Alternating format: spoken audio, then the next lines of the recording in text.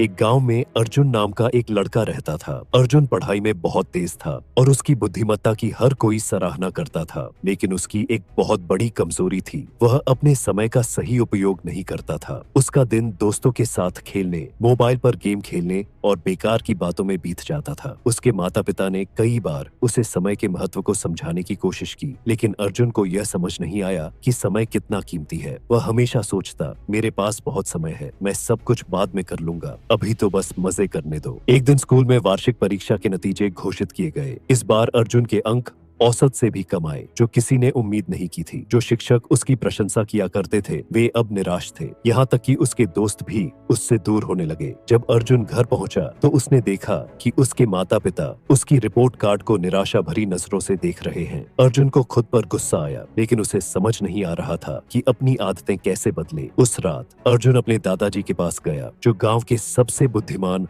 और सम्मानित बुजुर्गों में से एक थे। उनके पास बैठकर अर्जुन ने अपनी परेशानी साझा की। उसने कहा, दादाजी, मुझे समझ नहीं आ रहा कि मैं इस बार क्यों फेल हो गया, जबकि मैं तो हमेशा से एक अच्छा छात्र रहा हूँ। दादाजी ने ध्यान से सुना और फिर मुस्कुराते हुए बोले, बेटा, समस्या यह नहीं है कि तुम अच्छे छात्र नहीं हो। समस्या यह है कि तुमने समय को हल्के में लिया है। समय बहुत अनमोल है। यदि इसे सही तरीके से उपयोग किया जाए तो यह सफलता की ओर ले जाता है, लेकिन अगर इसे बर्बाद किया जाए तो यह तुम्हें पीछे धकेल देता है। अर्जुन ने उलझन में पूछा, लेकिन दादाजी, हमारे पास हमेशा समय होता है ना, मैं इसे बाद में भी इस्तेमाल कर सकता हूँ, है ना? दादाजी गंभीर हो गए और बोले, नहीं बेटा, समय बहते हुए नदी के पानी की तरह होता है। जो समय एक बार बह गया वह कभी वापस नहीं आता। चलो, मैं तुम्हें एक कहानी सुनाता हूँ जिससे तुम समय का महत्व समझ सकोगे। दादाजी ने कहानी शुरू की। बहुत समय पहले विक्रम नाम का एक शक्तिशाली राजा था। उसके पास अपार धन दौलत, भव्य महल और अनगिनत सेवक थे, लेकिन विक्रम की एक बुरी आदत थी। वह अपना समय बेकार की चीजों में गंवा देता था। वह देर से जागता, दरबार में जाने की बजाय दोस्तों के साथ समय बिताता और हर काम को यह कहकर टाल देता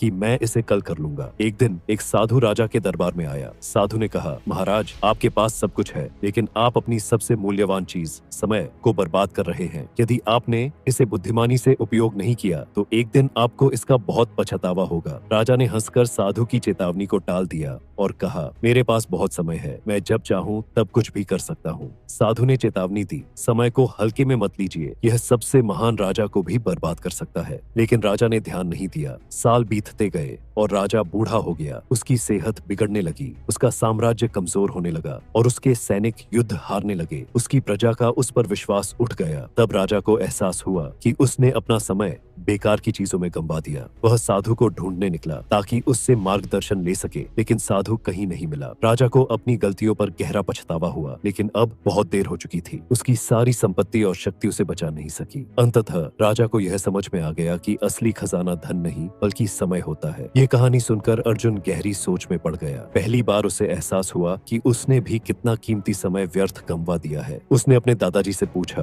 दादाजी, कि क्या मैं अब भी अपनी जिंदगी बदल सकता हूँ अगर मैं अपने समय का सही इस्तेमाल करूँ? दादाजी मुस्कुराए और बोले, बिल्कुल बेटा, समय का पहिया कभी नहीं रुकता। अगर तुम आज से ही अपने समय का सही उपयोग करना शुरू कर दो तो तुम्हें सफल होने से कोई नहीं रोक सकता। लेकिन याद रखना, किसी भी काम को कल पर मत टालो। जो कुछ कर सकते हो उसे आज ही पूरा करो। उस दिन से अर्जुन ने अपने समय का सही उपयोग करने की ठान ली। उसने एक दैनिक दिनचर्या बनाई और हर काम के लिए समय निर्धारित किया। उसने सुबह जल्दी उठना शुरू किया, अपनी पढ़ाई पर ध्यान केंद्रित किया और अनावश्यक चीजों से दूरी बना ली। धीरे धीरे अर्जुन को अपने प्रयासों का सकारात्मक परिणाम दिखने लगा और अगली परीक्षा में उसने अपनी कक्षा में टॉप किया। आगे चलकर अर्जुन एक सफल व्यवसायी बना और अपनी जीवन शैली से सभी को प्रेरित करने लगा। संदेश: समय का सही उपयोग करना ही सफलता की कुंजी है।